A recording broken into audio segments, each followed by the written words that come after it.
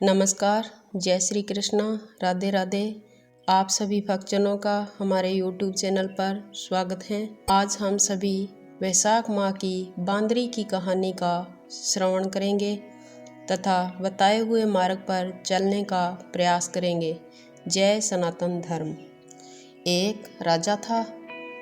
वह वैशाख माह में हर रोज़ ब्रह्म मुहूर्त में उठकर गंगा जी में स्नान करता था।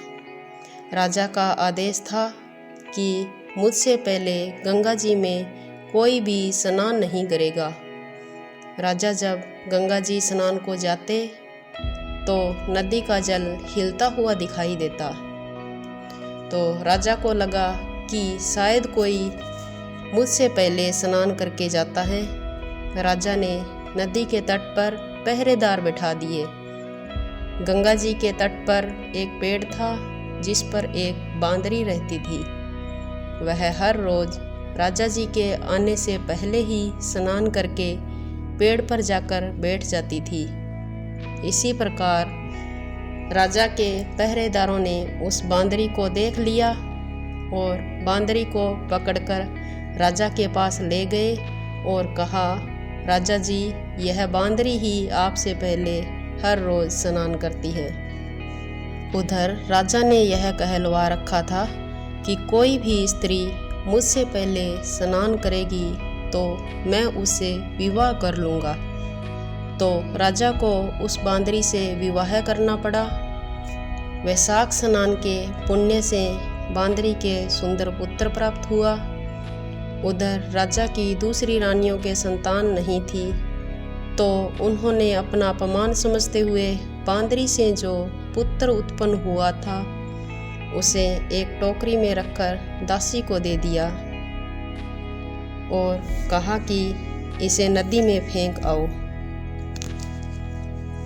और बांदरी के साथ एक पत्थर रख दिया। राजा को यह बता दिया कि बांदरी ने पत्थर को जन्म दिया है। यह सब सुन राजा जी मन ही मन बहुत दुखी हुए। फिर सोचने लगे कि जब इन रानियों से मेरे कोई संतान नहीं है तो यह तो बांदरी है, इससे क्या होगी।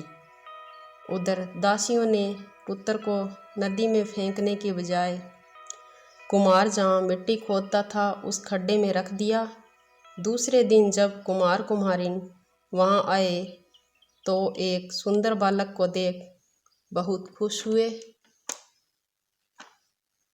वह निसंतान थे, तो भगवान द्वारा भेजी गई भेंट समझ अपने पास रख लिया और पालन पोषण भी किया। जब बालक बड़ा हुआ तो उसे पता चला कि वह रानी बांदरी का पुत्र है।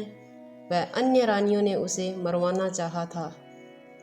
एक दिन वह बालक कुम्हार के द्वारा बनाए गए मिट्टी के हाथी घोड़े लेकर पन घाट पर जा बैठा और दासियों को देखकर कहने लगा कि आओ रे मेरे मिट्टी के हाथी घोड़ों, पानी पियो। तब दासियां कहने लगी कि मिट्टी के हाथी घोड़े भी पानी पीते हैं क्या। तब बालक ने कहा कि बांदरी के भी पत्थर जन्म लेता है क्या। उस बालक की बात सुनकर दासियों ने महल में जाकर सारी बात बताई। तब रानियों ने दूसरे दिन विष के लड्डू बनाकर भेजे। भगवान की कृपा से वह लड्डू गोंद के बन गए और उस लड़के ने खा लिए तो भी उसकी मृत्यु नहीं हुई। यह समाचार दासी ने रानी को दिया तो रानियों ने राजा से कहलवाकर कुमार को देश निकाला दिलवा दिया। कुम्हार वन में रहने लगा। अगले ही माह माता गणगौर के पूजन का दिन आया तो वह बांदरी का पुत्र 108 करवे 108 गोली लेकर घड़े में पानी भरकर बगीचे के बाहर बैठ गया। उधर साहूकार की पुत्रियां गणगौर बनाने के लिए मिट्टी लेने आई। वह बगीचे में खेलने और झूलने लगी तो उन्हें बहुत जोर से प्यास लग गई और उन्होंने बांदरी के पुत्र से पानी मांगा। तो बांदरी के पुत्र ने कहा कि मेरे पास गोली है, उसे खाती जाओ और मेरे चारों ओर फेरे लगाते जाओ, तब मैं तुम्हें पानी पिलाऊंगा। पहले तो कन्याओं ने मना कर दिया, बाद में प्यास जोर से लगने पर मान गई। इसी प्रकार गोली खाई और उस युवक के साथ फेरे लिए। बाद में इसी बात का पता जब साहूकार को लगा तो साहूकार कुम्हार के पास गया और कहा कि हमारी लड़कियों के साथ आपके पुत्र ने विवाह किया है, अब आपको इन्हें अपने पास रखना होगा। उन कन्याओं के माता पिता ने बहुत सारा धन देकर अपनी 108 कन्याओं को विदा किया। कुम्हार के घर 108 बहुएं आई और 108 ही पोते पोती हो गए। कुम्हार ने सारी नगरी को भोजन कराने की सोची। तब राजा को भी वहाँ बुलाया। राजा अपनी सारी रानियों के साथ कुम्हार के घर भोजन करने को आए, परंतु रानी बांदरी साथ में नहीं आई। तब रानी बांदरी का पुत्र राजा से आज्ञा लेकर रानी बांदरी को रथ पर बैठाकर लेकर आता है और रानी बांदरी को लाकर सबसे ऊंचे सोने के आसन पर बिठाया। राजकुमार ने अपनी सारी रानियों को समझा दिया था कि बांदरी मुझे जन्म देने वाली माता है।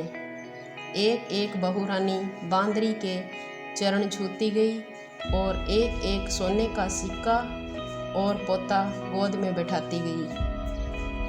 जब राजा ने यह सब देखा तो कुम्हार के बेटे से इसका कारण जानना चाहा।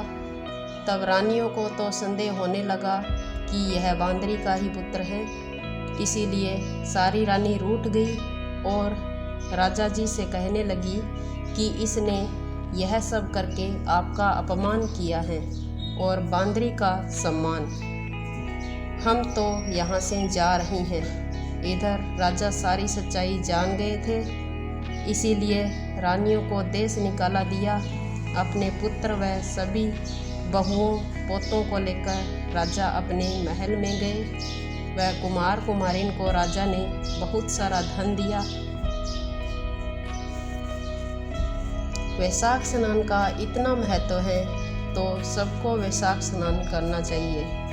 बांदरी ने वैशाख स्नान किया तो उसे राजा का राज्य, पुत्र, बहुएं, पोते सब कुछ मिला।